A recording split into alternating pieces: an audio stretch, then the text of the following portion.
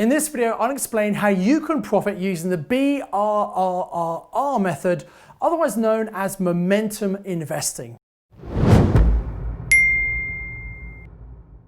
So my name's Simon Zutshi. I've been investing in property for over 25 years. I'm the founder of the Property Investors Network, the largest network of property meetings around the country, and the author of Property Manager, the Amazon #1 property bestseller. Now, this is a great strategy. It's a classic strategy, really. You buy a property that is ideally below market value. It needs some sort of work doing to it. So that's the B, first of all. Then you refurb that property. And the idea is you might be replacing kitchens, bathrooms, carpets, painting, or maybe doing a complete strip back to bricks and rebuilding the building. Then you refinance. And the idea is hopefully you've added enough value such you can refinance and take most of your money out. Then you're going to rent the property out. So it's really important to check when you're doing this that the end rental income is going to be enough to cover the higher mortgage once you've refinanced.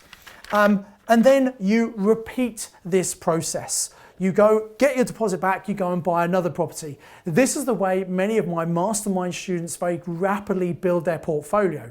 You see, most people, when they invest in property, they go and find a property, they put their money in, their deposit, and then they sit back and wait. And they wait for the property market to come up over time, which it does because in the UK, we live on an island with a limited supply of accommodation and an increasing population. So as we know, the long-term trend of property prices is to go up. Now, we know property prices don't always go up. Sometimes they go up, sometimes they come down. It's a cyclical market, just like any other market. So you have to be a little bit careful when doing this strategy. It's great in a rising market. If a market's coming down, there's a risk. The risk is that when you go for your refinance, because the market's come down, you might not get a valuation as high as you want, which means you may not be able to bring all of your money out.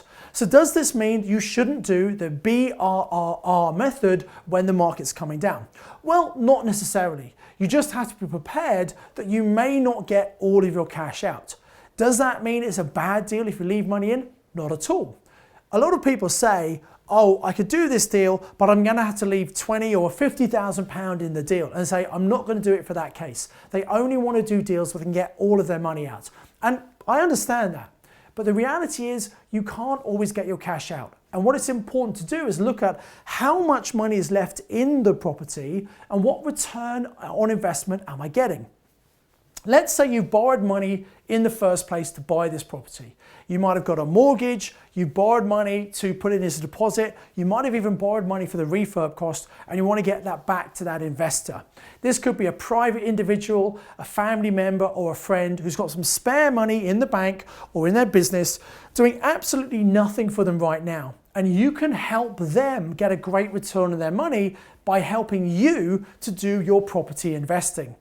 Now, a lot of people think, well, okay, if that person puts money in, I have to get all of that money back to them from this particular property. But that's not always the case. You're probably going to have a number of properties you've got. You might be able to refinance some of those. You might have some properties where you're buying, refurbing, and you're selling instead of renting. That's called a property flip. Again, maybe not such a good strategy to use when the market's coming down, but in a rising market, flipping property is a great strategy.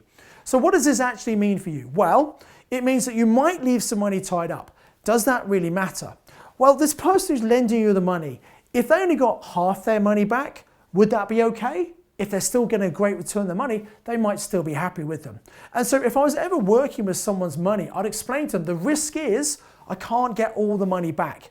It might be tied up for longer. Are you okay with that? Now, some people might say, no, I absolutely need my money back and I've got to get that money back within a time period. In which case, they may not be the best person to use for this project if you don't think you can get all the money back. They might say, well, actually, if I keep getting a return on the money I'm leaving with you, I'm really happy to leave some money there. So it's all about communicating with the person who's helping you finance this deal in the first place to see if actually they might be happy to leave some money there.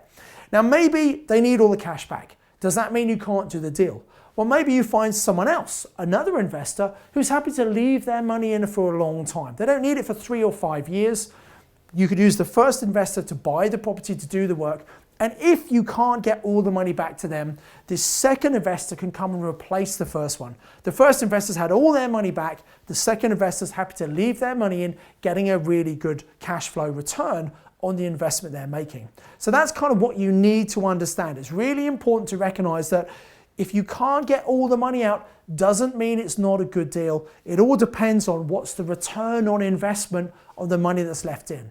So how do we work that out? Well, we look at what's the rental profit? How much money is this property going to make us every single month? Okay, so let's say it's going to make us, I don't know, £1,000 profit a month. Maybe it's a good HMO, £1,000 a month, which might make us £12,000 a year. Now let's say you have to leave £24,000 in the deal. Okay, you can't quite get all the money out. And a lot of people would walk away and say, well, I've got to leave 24,000 in, I don't have that money, I'm going to walk away. But let's look at the numbers. So the profit is 12,000 a year, and let's say you leave 24,000 in. What's the return on investment on that 24,000? We take the annual profit, 12,000, divided by the money left in, 24, and then we multiply all of that by 100 to give us a percentage. So 12,000 over 24,000 is 0.5 times 100 means it's a 50% return on investment. I've seen people walk away from deals because they have to leave this kind of money tied up saying that's not a good enough deal. But if you said, would you do a 50% ROI? They say, oh yeah, I'd do it all day long. So it's really important when you're investing in property, you need to understand the numbers. You need to work out how to calculate the cash flow, how to work out the return on investment. There are so many investors I meet who don't know how to do these fundamental things, and they're making decisions based on bad information. Now, remember, if we're renting this property out, we need to make sure that there's demand in the area for this type of property. We need to make sure that the rental income coming in is going to be more than enough to cover the mortgage when we do our refinance. That's really important. People often look at the mortgage they get when they first buy and think, yes, the rent will be enough, and they make a mistake because they don't realize when they refinance, the mortgage is going to go up so you can get some of the initial capital back. So it's really important to check that. I'd always recommend speaking to local letting agents to check what's the demand in the area for this type of property and how much rental income can you realistically get. Now, sometimes letting agents might inflate the amount that they think you can get, and they'll tell you that because they want you to put the property with them in the hope that you'll achieve that high rent. So a great way to test the true market rent in an area is call a letting agent posing as a tenant. Let's say this is a 3-bed property and you want to know how much it might rent for. You call an agent, they might say, oh, we can rent that for £800 for you. You go online and sure enough, there are properties available for £800. If you call up posing as a tenant and say, look, I've seen this property, which would be a different one, online for £800. Can I ask, do you have lots of these? And if they say, no, these go really quickly, well, maybe 800 is the true rent. But let's say there are lots of them on the market. And you could say to the person, look, I know the rent's 800, but have you got any landlords who might be a bit flexible? I can only really afford 750. Now, if they've got lots of property on the market, they might say, well, look, let me speak to the landlord, they might be happy. And a landlord might be happy to take that. Well, if that's the case, it means the rent's not actually 800, it's 750 because property is available at 750. So by posing as a tenant, you can get a really good idea of what the actual rent is in that area for that type of property. And then the final thing is repeat. The idea, if you want to build a portfolio, rather than buying one, leaving your money there, this is a way of adding value, taking out the equity and going to buy another property and quickly building your portfolio. The theory is each of these properties you're renting out should more than cover the cost of the mortgage and give you a cash profit. I discovered this back in 1998 because the first house I bought back in 95, I decided to move out of that and buy a house closer to Cadbury's where I was working at the time. But instead of selling my first house, I held on to it. And I started renting it to students who were going to Birmingham University. It was in Selly Oak, just next to Birmingham Uni. And I realized that the rent coming in each month was more than the mortgage and the management and the maintenance and all the fees. So each month I had a little bit of money left over. It was like owning my very own cash machine. I thought it was so good, I was going to buy more. And I bought more and more. And by 2001, I had enough to leave my full-time job. Now, I hadn't completely replaced my income at that point, but I had enough to cover my living expenses. And I thought, well, I don't have to go to work, so why would I do that?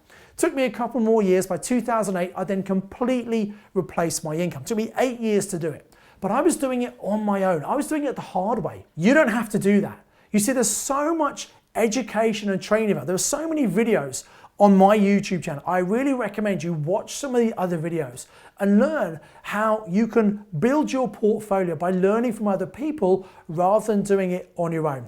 If I'd have learned this in the early days, I would have been able to grow my portfolio much quicker. I now teach people this on my 3-day Mastermind Accelerator program and on my year-long Mastermind program. And we have students who replace their income as quick as 8 months. And it took me 8 years to do by using this strategy. I call it momentum investing. Many people refer to it as the BRRRR, the Brrrr Method. It sounds a bit crazy really, but you know what? That is the common term that many people are using these days. So I wanted to make sure you understood the strategy and see how powerful it can be if you use it in your investing. If you like this video, please hit the like. Please come and subscribe to make sure you get notification when all these videos are released. Also, if you've got any questions, please put them down below and I'll answer as many as I possibly can. I look forward to seeing you in the next video. Remember to invest with knowledge, invest with skill. I hope you've enjoyed that video. I've set up the next video I think you should watch, having just seen this one. Click on the link now to watch that video. And also, if you click on the link just below here, you can access our Property Investor Network meetings. Come to your very first meeting as my guest. Normally £20, but click on the link below, come to your first one just to check it out as my guest at no cost.